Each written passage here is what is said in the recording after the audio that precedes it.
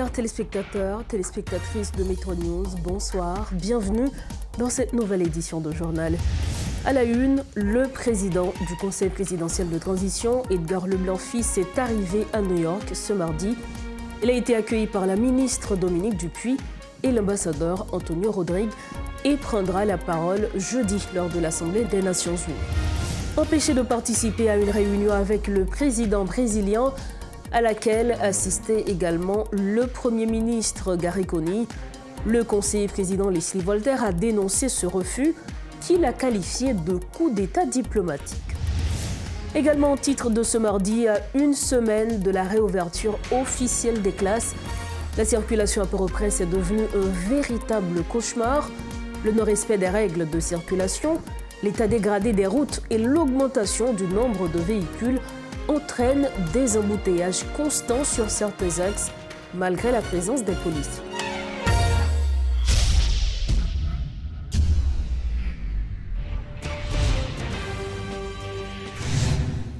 Suite à un malentendu avec les services de sécurité américains, le président du Conseil présidentiel de transition, Edgar Leblanc-Fils, a finalement quitté le pays ce mardi pour participer à la 79e Assemblée générale des Nations Unies.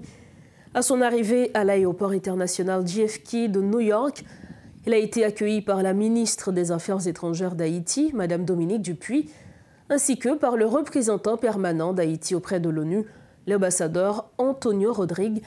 Le président Leblanc prononcera son discours à la tribune des Nations Unies le 26 septembre. De notre côté, le conseiller président Leslie Voltaire est intervenu le 23 septembre au siège de l'ONU à New York lors du sommet de l'avenir dans le cadre de la 79e Assemblée générale des Nations Unies. Dans son discours, il a souligné l'importance de la solidarité, de l'équité et de la justice pour bâtir un avenir commun. Il a également appelé à une action collective pour faire face à des problèmes urgents comme le changement climatique, la pauvreté et les inégalités, réaffirmant ainsi l'engagement d'Haïti dans les discussions internationales pour un avenir durable et inclusif. Les propos de Leslie Voltaire. En Haïti, le Conseil présidentiel de transition et le gouvernement s'engagent à intégrer les jeunes dans tous les aspects de la reconstruction nationale. En collaboration avec la communauté internationale, nous veillerons à ce que les générations futures ne portent pas le fardeau des erreurs du passé, mais bénéficient des progrès vers la paix durable et la justice sociale. Haïti est confronté à une crise multiforme qui menace les fondements mêmes de l'État. La crise sécuritaire, alimentée par un trafic d'organes, de drogue, d'armes et de munitions, greffée sur une crise humanitaire, appelle une solution urgente des autorités haïtiennes avec l'aide de la communauté internationale. Le changement climatique qui intensifie les catastrophes naturelles telles que les ouragans et les sécheresses affectent fortement notre pays. Ces défis dépassent nos frontières et nécessitent une réponse collective mondiale. La stabilité d'Haïti est cruciale non seulement pour la région, mais pour l'équilibre global. Les institutions internationales doivent être réformées pour devenir plus inclusives et adaptées aux défis actuels. La voix des pays en développement comme Haïti doit être entendue dans les grandes assises internationales où se prennent les décisions majeures. On reste dans ce dossier où empêché de participer à une réunion avec le président brésilien, à laquelle assistait également le Premier ministre Gariconi, le conseiller président Leslie Voltaire a dénoncé ce refus qu'il a qualifié de coup d'État diplomatique.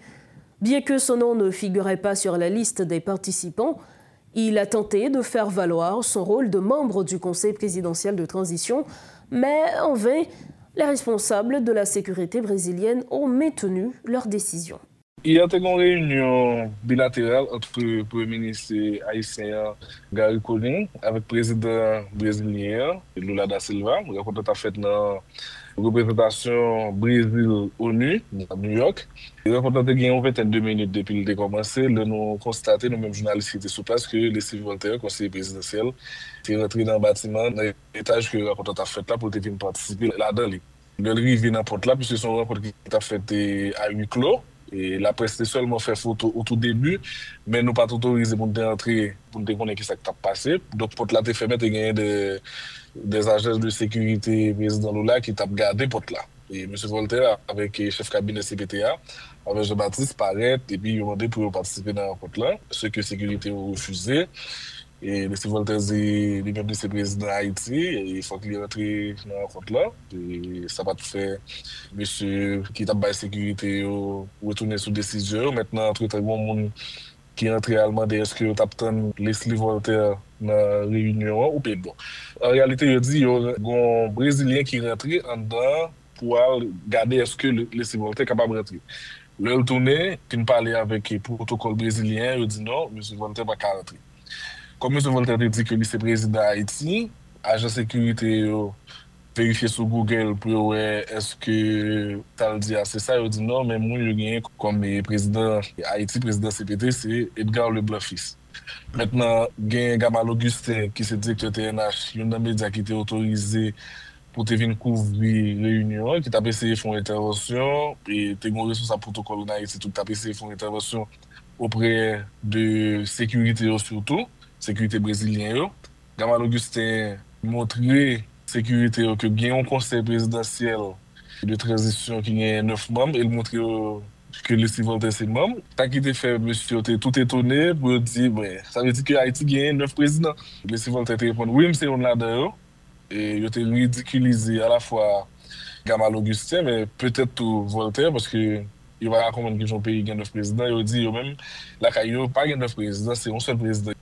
Après ça, M. Voltaire il était obligé de quitter ça là, et Gamal Augustin lui-même tout, et sécurité était pas demandé monsieur pour te déplacer, pour ne pas te couvrir rencontre là encore, parce que l'État persistait un peu, il te dit que ça passait là, il semblait avec un incident diplomatique. Ça n'a pas fait Brésilien content.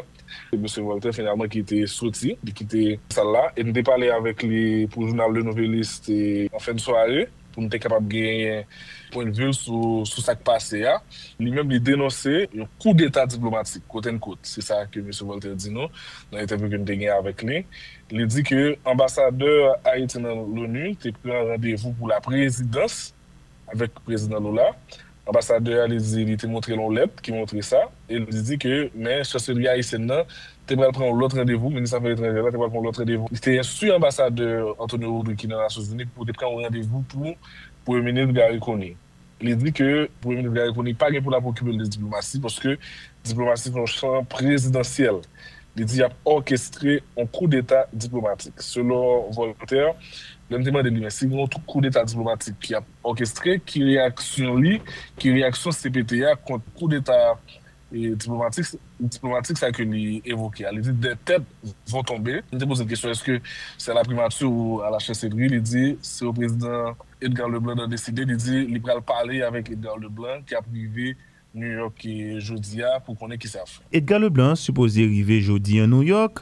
Et qu'est-ce qui est prévu pour lui? Qui ça nous connaît de agenda les gagner? Est-ce que le Gendemoni doit rencontrer? Qui doit prendre la parole dans la tribune des Nations Unies? Comment ça va se passer pour lui? Ok, moi je connais que dans le blanc il a privé après-midi vers 3 heures. Plus tard, il doit participer dans le traditionnel dîner que Jill Biden avec Joe Biden toujours offert avec chef de l'État et chef de gouvernement qui a participé dans l'Assemblée générale des Nations Unies. Nous connaissons demain mercredi avec le Premier ministre là, il doit diriger un gros forum sur Haïti, et qui a bien plusieurs partenaires, notamment la Banque mondiale et la BID.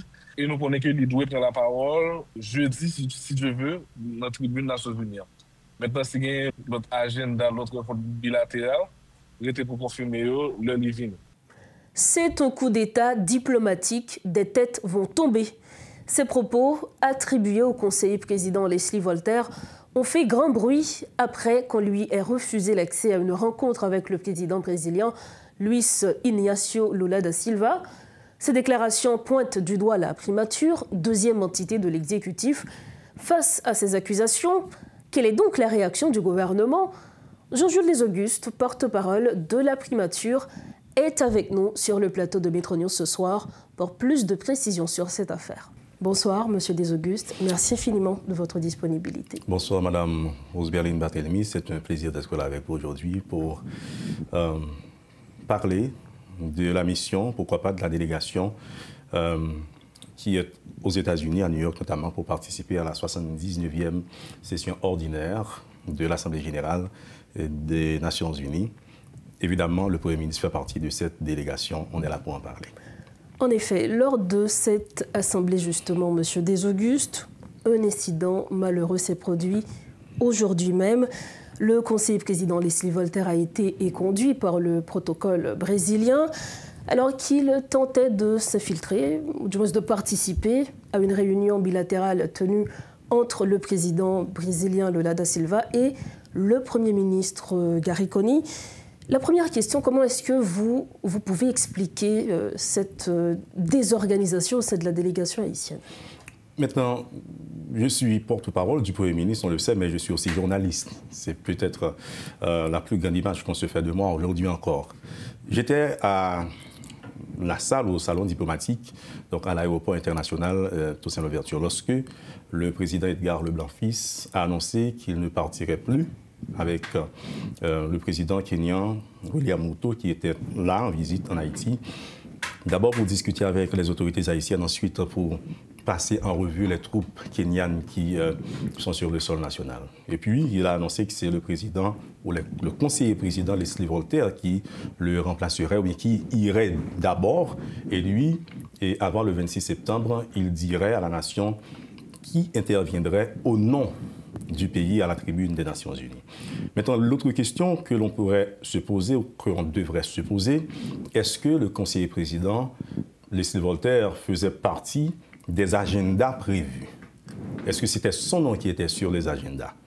Je n'ai pas la réponse parce que je ne suis pas dans le secret des dieux au sein du Conseil présidentiel de transition.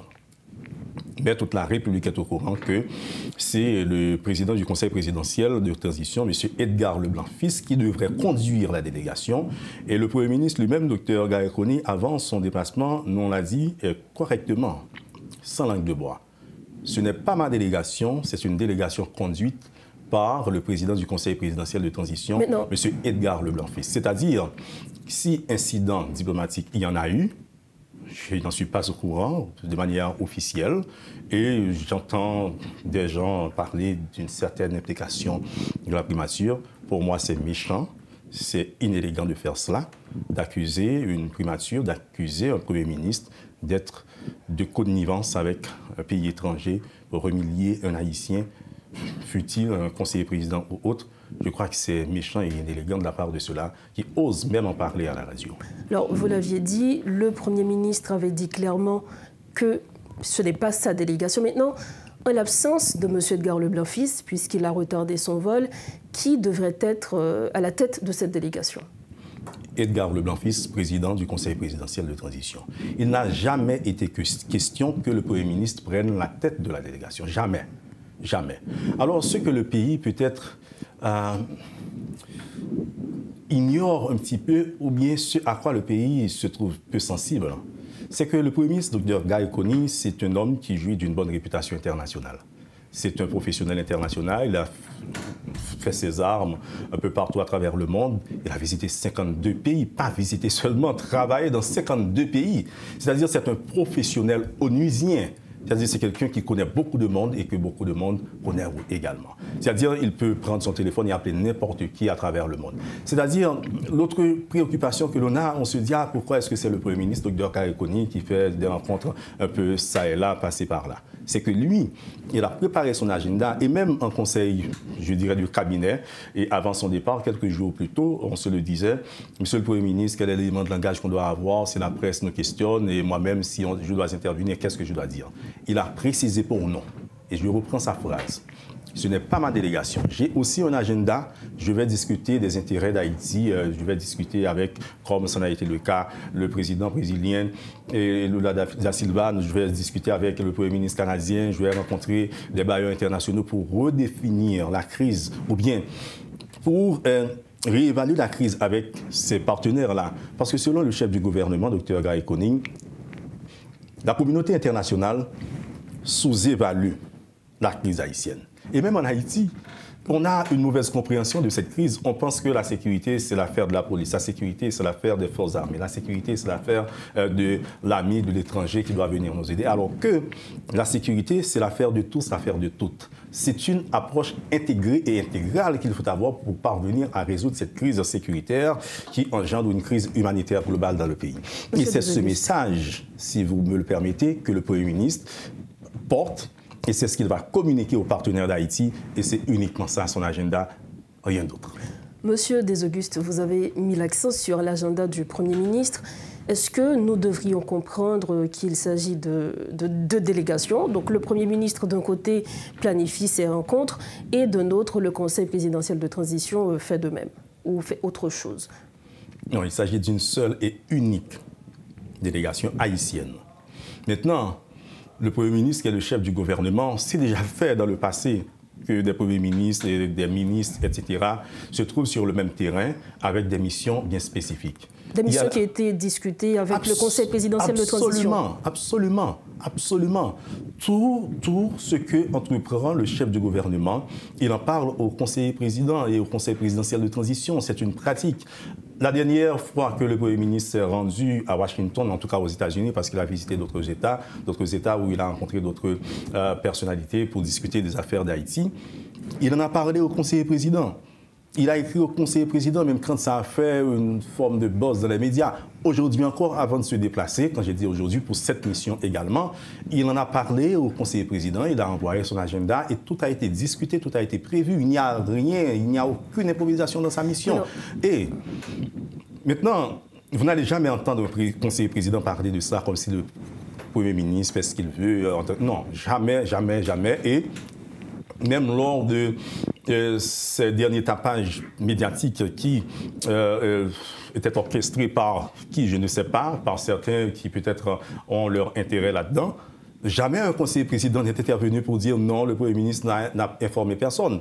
Et pour cette mission aussi, le chef de la délégation reste et demeure le président du Conseil présidentiel de transition, M. Edgar Leblanc-Fils, à qui j'ai parlé à l'aéroport international de l'ouverture et qui a annoncé que c'est le conseiller président Leslie Voltaire qui le précéderait. Et ce qu'on ne dit pas, Mme Barthélemy, c'est que l'ambassade américaine en Haïti a tweeté. En tout cas, a posté sur son compte X. En effet. Que les États-Unis feront preuve de la plus grande courtoisie à l'égard du président du Conseil présidentiel de transition, M. Edgar Leblanc-Fils. Et à l'ambassade américaine en Haïti de poursuivre et de dire que l'ambassade ou les États-Unis regrettent le retard qu'il y a eu dans la question de sécurité du conseiller président, du président du Conseil. Personne n'en a parlé. Mais tout le monde regarde le Premier ministre, donc on dit, c'est seulement Gomi au Roche.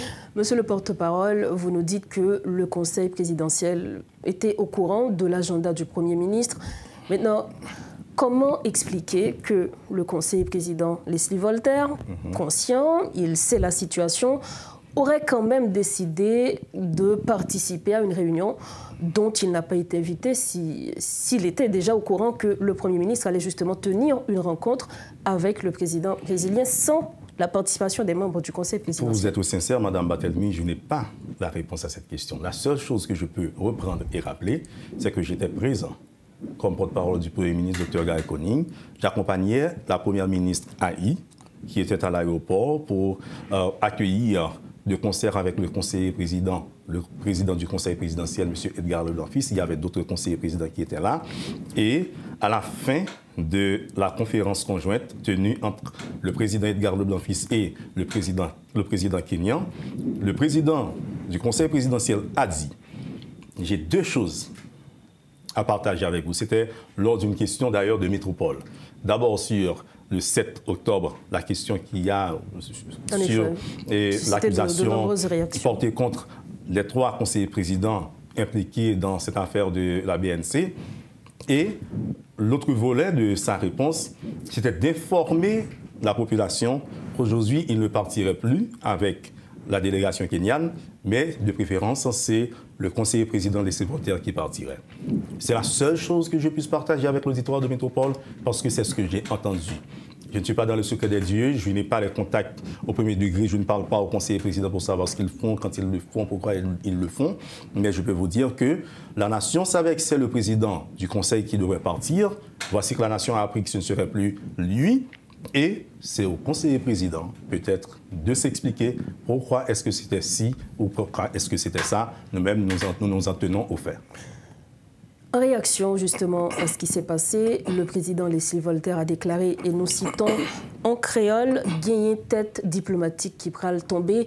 Est-ce que cela traduit un certain conflit entre le Conseil présidentiel de transition et la primature? Du moins, c'est quoi l'histoire? Quel est le problème? Je ne sais pas de quelle tête parle-t-il. Je fais confiance à votre question, aux mots que vous prononcez. Il y a des têtes qui tomberont.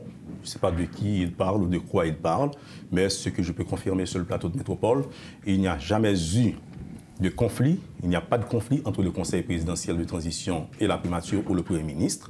D'ailleurs, c'est toujours de bonne guerre qu'il se parle de tout et de rien, j'ose le dire.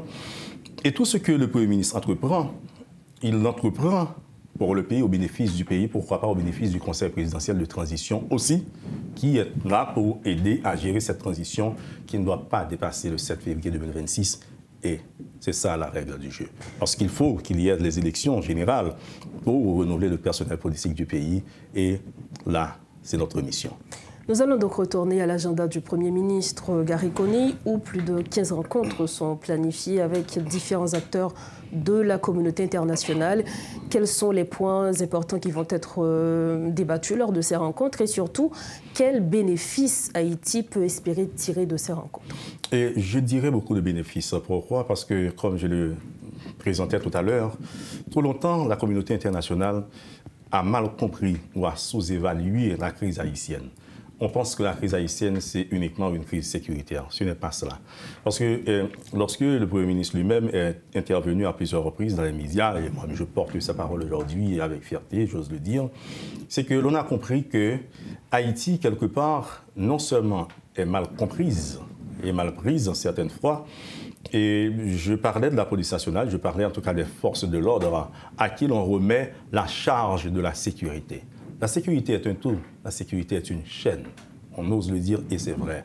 Comment uniquement s'attaquer aux regroupements criminels et laisser les enfants qui sont dans les bidonvilles sans une infrastructure réelle, sans école, sans éducation, sans des structures sanitaires? Et ces femmes enceintes, certainement, qui habitent encore ces bidonvilles, où est-ce qu'elles iront accoucher leurs enfants? Et ces jeunes qui faisaient partie des regroupements criminels, quand on parvient à les inviter, à leur demander de déposer les armes, s'il leur arrive de déposer les armes, où est-ce qu'on va les insérer? Il faut se poser toutes ces questions. Et cette crise qu'il y a là, comme nous le disions, ce n'est pas seulement une crise sécuritaire. Nous avons parlé d'une crise humanitaire, c'est une crise économique, c'est aussi et surtout une crise de justice, une crise judiciaire. Comment intervenir sur tous ces points si l'on ose croire ou penser qu'il n'y a que la sécurité ou l'insécurité qui cause problème au pays? Et voilà, est-ce qu'on va retomber dans la même situation dans les bidonvilles? Autrefois, il y avait Joël Wilmé, autrefois, il y avait ces autres bandits de Cité Soleil ou autres. Je ne me souviens pas de tous leurs noms, de tous les noms non plus. Aujourd'hui, on a X, on a Y, on a Z. Est-ce que demain, on va avoir d'autres noms? Il faut toujours penser à l'avenir. Et c'est ce que fait le Premier ministre dans ses missions. Rencontrer ces personnalités, que ce soit le Premier ministre canadien, Justin Trudeau, que ce soit le président brésilien, Lula da Silva, que ce soit la directrice stratégique de la Banque mondiale, pour redéfinir la feuille de route du gouvernement et redéfinir aussi les accompagnements à fournir à Haïti. C'est cela le bénéfice que Haïti a en tiré. Et c'est redonner une autre image au pays, parce qu'hier, on avait peur de parler aux Haïtiens. Même les Haïtiens avaient peur de se parler entre eux. Regardons ce qui se passe aujourd'hui. On ne se fait pas confiance. On pense que si on est là, on a toujours un coup de bas à donner à l'autre, etc. Et cette confiance, il faut la rétablir. Et cette image, il faut la rétablir aussi. Et c'est ce que va faire le Premier ministre, Dr. Gary Conille. Raconter un autre narratif, redéfinir le narratif que l'on a sur Haïti et dire qu'Haïti doit renaître de ses cendres. Et voilà notre mission, et même à travers cette délégation, Mme Rose Berline Barthélemy. Haïti doit donc renaître de ses cendres. Merci infiniment à vous, monsieur le porte-parole. Merci beaucoup à vous aussi de m'avoir reçu. Merci à Métropole. Voilà les précisions du porte-parole de la primature, monsieur Jean-Jules Desaugustes. Il était l'invité de Métro News ce soir. Merci de votre fidélité à Métro News. Dans le chapitre des réactions, dans une note rendue publique, le porte-parole de l'Organisation du peuple en lutte, OPL, Daniel Syriac, a exprimé les préoccupations du parti face à l'incident diplomatique qui oppose le Conseil présidentiel de transition et la primature lors de la 79e Assemblée générale des Nations unies. Le coordonnateur de communication de l'OPL a regretté que cette situation ternisse encore l'image du pays à l'international. Selon lui, l'exécutif et le chef du gouvernement doivent impérativement régler leurs différends en interne, soulignant que cette lutte de pouvoir ne profite en rien à la nation. Il a également averti que le pays risque de sombrer dans une crise sociopolitique sans précédent si cette querelle perdure, surtout dans un contexte où l'insécurité continue de s'aggraver. Les déclarations de Daniel Syriac. Note là, exprimer préoccupation au PL par rapport à la situation de conflit politique qui gagne entre le conseil présidentiel là et primature.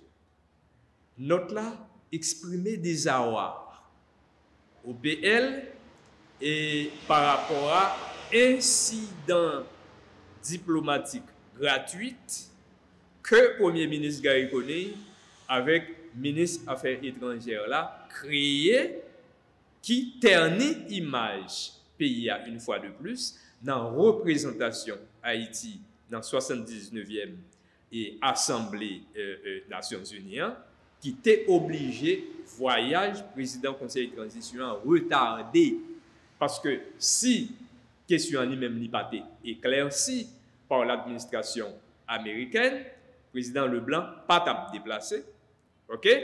Et note là encore et poser problème de discordance qui gagne dans l'État côté gagnant entêtement côté en pile monde à la fois rentrer dans une question de course de pouvoir et sous par exemple incident qui entourait le conseil présidentiel Leslie Voltaire et à New York là sont incidents très malheureux et côté l'été voulait participer à nos rencontres et avec président Brésil là Lula et côté c'était le président du conseil présidentiel Edgar Leblanc-Fils qui était attendu.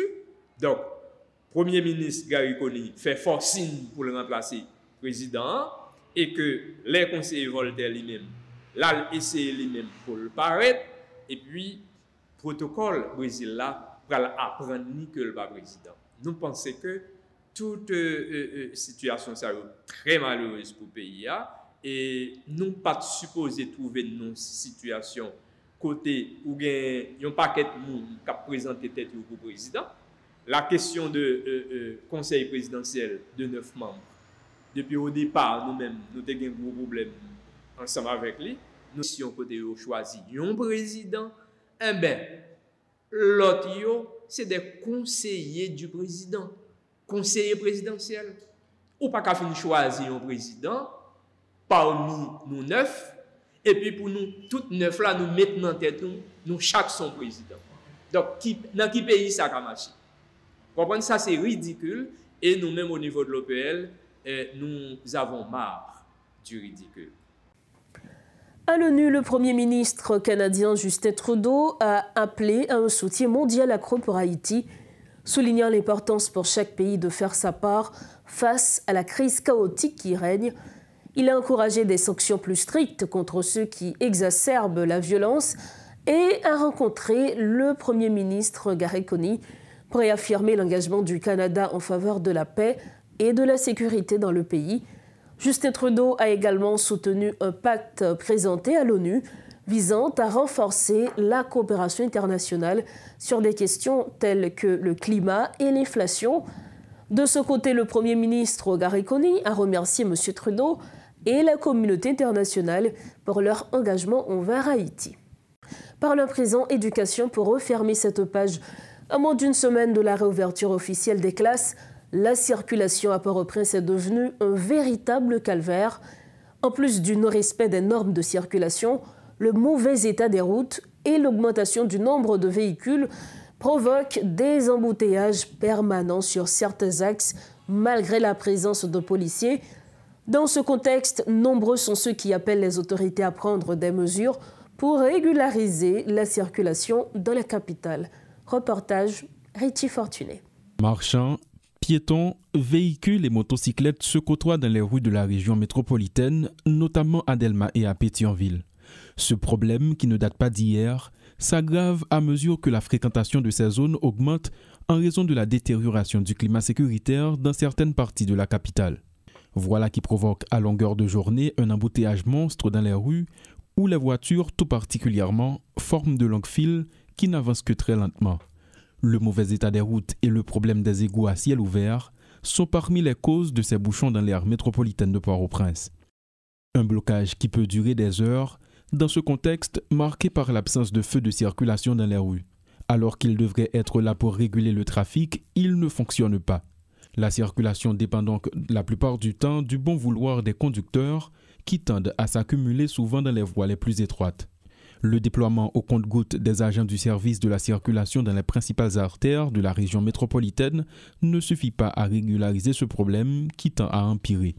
Ces automobiles, pour la plupart, sont utilisés pour le transport en commun de personnes et de marchandises. Comme ces conducteurs ont tendance à enfreindre systématiquement les règles de la circulation, les embouteillages sont inévitables. Dans cette rue déjà saturée, les motocyclettes sont stationnées n'importe où. Lorsqu'elles circulent, elles se faufilent entre les véhicules, occasionnant parfois des accidents. Des routes principales trop étroites, d'autres secondaires en mauvais état, l'absence de panneaux de signalisation et un problème d'urbanisme criant expliquent cette situation. À l'approche de la rentrée des classes, ce problème de circulation très présent dans la capitale doit être l'une des priorités des autorités. Pense plus d'un. Nous sommes au terme de cette édition de Métro News. Avant de partir, le rappel des principaux titres à la une de ce soir. Le président du Conseil présidentiel de transition, Edgar Leblanc-Fils, est arrivé à New York ce mardi. Il a été accueilli par la ministre Dominique Dupuy et l'ambassadeur Antonio Rodrigue et prendra la parole jeudi lors de l'Assemblée des Nations Unies. Empêché de participer à une réunion avec le président brésilien, à laquelle assistait également le Premier ministre Gary Coney, le conseiller président Leslie Voltaire a dénoncé ce refus qu'il a qualifié de coup d'État diplomatique.